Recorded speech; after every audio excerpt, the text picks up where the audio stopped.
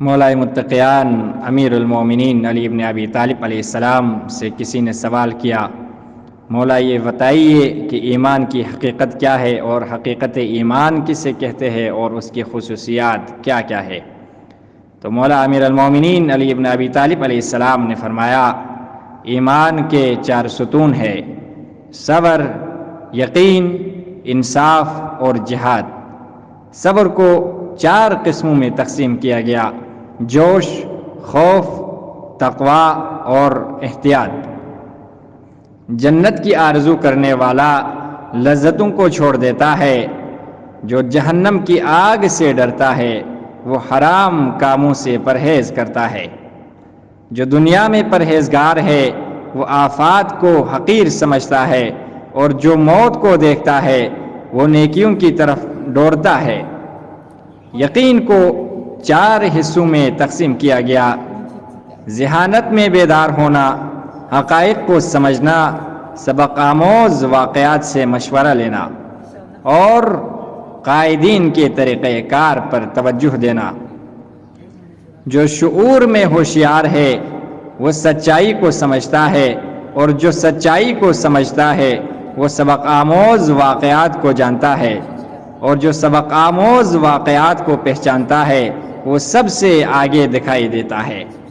اسی طریقے سے مولا امیر المومنین علی ابن ابی طالب علیہ السلام نے انصاف کو بھی 4 حصوں میں تقسیم کیا گیا: فہم و فراست میں درستگی یعنی صحیح طریقے سے سمجھنا، علم کی سچائی تک پہنچنا، اور فیصلوں کو خوبصورتی اور صبر میں ثابت قدم رہنا۔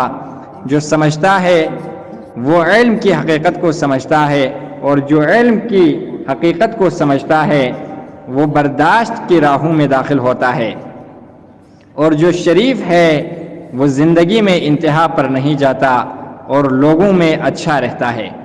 اسی طریقے سے جہاد کو بھی آپ نے 4 حصوں میں تقسیم کیا: نیکی کا حکم دینا، برائی سے روکنا، ہر معاملے میں سچا ہونا، اور برائی کی مخالفت کرنا۔ نیکی کا حکم دینے والے نے مومنوں کو تقویت بخشی، اور منکر سے منع کرنے والے نے منافقوں کی ناک رگڑ دی، اور مختلف معاملات میں سچ بولنے والے اپنا فرض ادا کیا، اور بدکاروں کی مخالفت کرنے والے کو کامیابی ملی۔ خدا سے ناراض ہو، خدا اس سے ناراض ہو اور اس سے قیامت کے دن خوش رکھے۔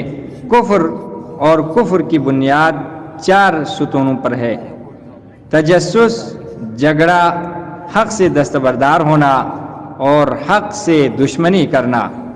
جو عقیدہ کے معاملات میں متجسس ہے وہ حق تک نہیں پہنچتا۔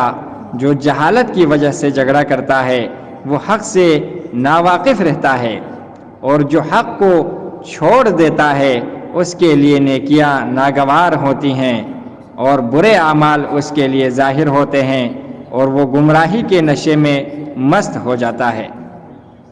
اسی طریقے سے آپ نے فرمایا، اور جو حق سے دستبردار ہو جائے گا اس کے لیے زندگی کی راہیں دشوار ہو جائے گی، اور اس کا کام مشکل ہو جائے گا، اور اس کے لیے فرار کی راہیں تنگ ہوگی۔ شک کے 4 حصے ہوتے ہیں: دلیل، خوف، شک اور ہتھیار ڈالنا۔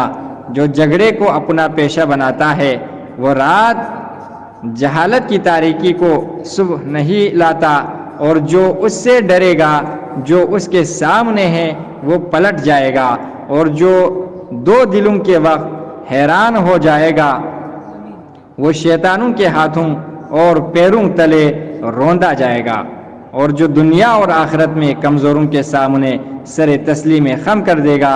جو سب فنا ہو جائیں گے وہ دنیا اور آخرت میں دکھی ہوں گے۔